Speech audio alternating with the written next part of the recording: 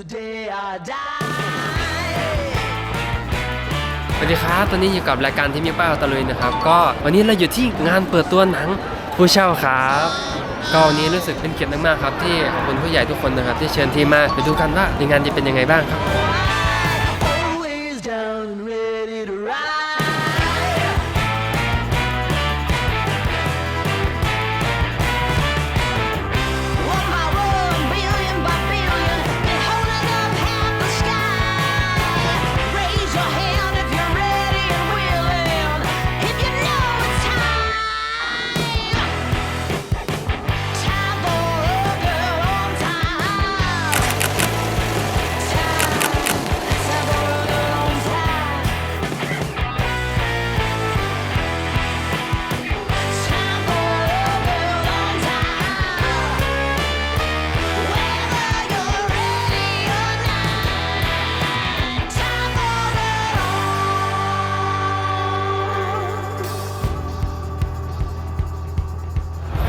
พี่สวัสดีครับ สวัสดีครับไม่เจอนานมาก ไปเจอกันนานก็คิดถึงครับผมที่เดียวจากทวินเดอะซีรีส์ครับ ครับผมตั้งแต่ครับไม่ได้เจอกันกี่เดือนแล้วนะ โอ้2-3 เดือนแล้ว 3 เดือนสักพักหนึ่ง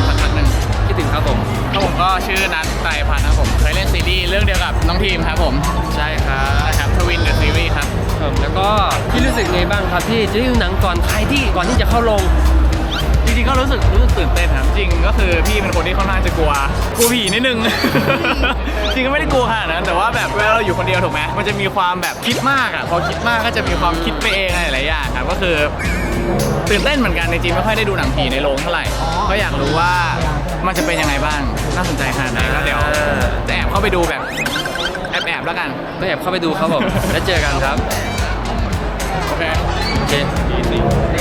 มีสิงมีเล็ง นี่พี่เฟรมเนี่ยสัมภาษณ์หนะครับ ต่อเลย สวัสดีครับ รายการเฟรมนิชนนท์ครับผม10%เดชาครับผม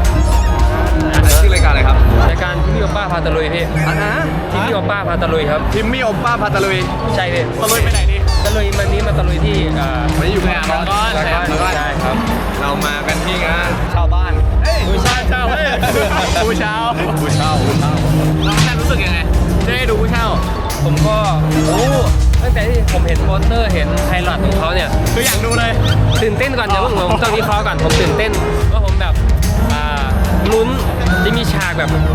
พลิกไปพลิกมาหรือเปล่านี่ผมต้องรอชมผมแบบรอดูจนหักมุมครับ พริกนี้แบบพริกเนี้ย ไม่ใช่ครับผมไม่ใช่ครับพี่รู้สึกไงบ้างครับที่ดูหนังก่อนใครก่อนที่จะเข้าโรงจริง ก็ธรรมดาคือเราตื่นเต้นอยู่แล้วล่ะแล้วยิ่งมาดูเป็นผู้เช่าอีกเป็นหนังระทึกขวัญสยองขวัญก็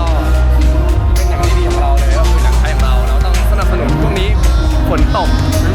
กลับบ้านไวทำอะไรไม่ได้นะครับมาเมเจอร์ครับผมมาดูหนัง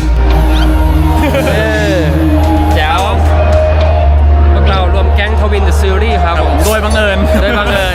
เราจะไปดูหนังกันอีกไม่นานแล้วนะครับขอบคุณมากเป็นยังไงบ้างก็ขอบมาครับ ใช่ครับก็ฝากติดตามด้วยนะครับผมผู้เช่าครับฝากติดตามฝากกดไลค์กดแชร์ด้วยนะครับผมนี่ครับไอจีที่นัทไอจีที่เฟรมครับ